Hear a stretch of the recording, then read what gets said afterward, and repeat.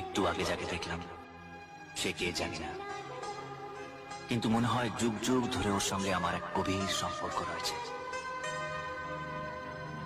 ও যেন একটা নীলকণ্ঠ পাখি, আমার চোখের সামনে দিয়ে উড়ে গেল, কিংবা আমার মনের গভীরে লুকিয়ে থাকা অদেখা এক ভালোবাসা, যাকে আমি অনেক দিন ধরে খুঁজে বেড়াচ্ছি। হয়তো সেও আমাকে। दिल ने ये कहा है दिल से, मोहब्बत हो गई है तुमसे।